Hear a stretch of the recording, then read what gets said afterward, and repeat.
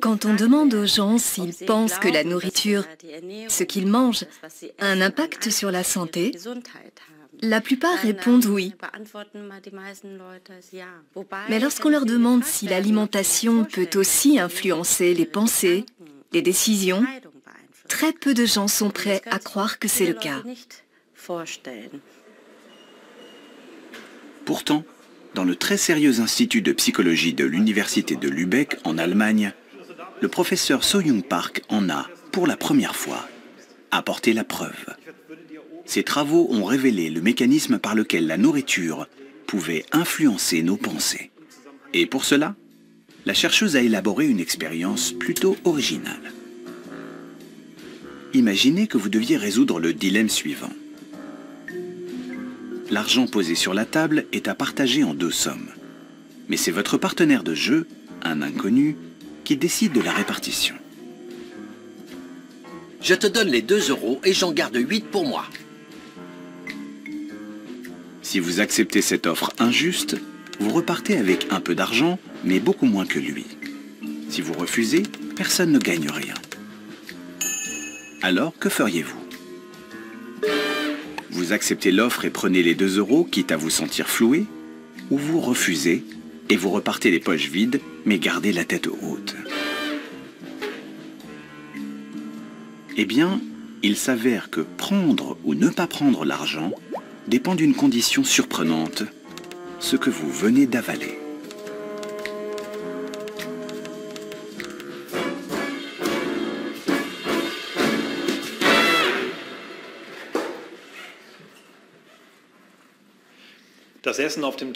Nous vous avons préparé un petit déjeuner.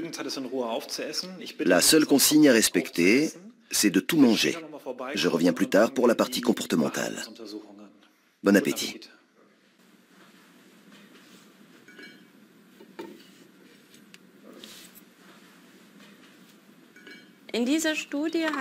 Dans le cadre de cette étude, nous avons suivi 24 personnes qui sont venues 2 fois au laboratoire pour prendre 2 petits déjeuners différents. Nous avons constaté qu'une même personne prenait des décisions complètement différentes en fonction de ce qu'elle avait mangé le matin. Pour le cobaye, les 2 petits déjeuners ont l'air identiques. En réalité, l'un est beaucoup plus protéiné que l'autre. La proportion de protéines par rapport au sucre est le seul paramètre qui change. Quelques heures après le repas, le cobaye passe alors plusieurs tests sur un ordinateur. Aujourd'hui, il a tendance à accepter l'offre. Son intérêt l'emporte sur son agacement. Il partira avec un peu d'argent en poche. La semaine passée, il avait surtout refusé et n'avait presque rien gagné. Le sujet ayant consommé un petit déjeuner plus riche en protéines le matin s'est montré tolérant aux offres injustes. À l'inverse, le sujet ayant consommé un petit déjeuner riche en glucides s'est montré plus intransigeant devant les offres injustes. En moyenne, le sujet, quand il a eu peu de protéines, rejette les offres injustes 2 fois plus souvent. Mais comment expliquer un résultat aussi surprenant?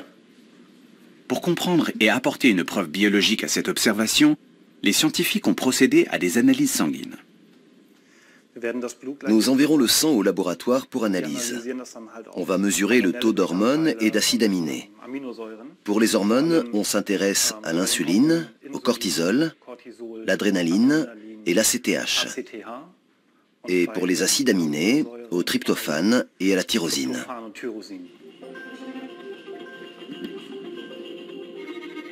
Dans cette liste, le plus important, c'est la tyrosine. C'est un acide aminé qui entre dans la composition d'une protéine très importante pour le fonctionnement du cerveau, la dopamine. Cette molécule assure la communication entre les neurones, impliqués dans la motivation et la prise de risque.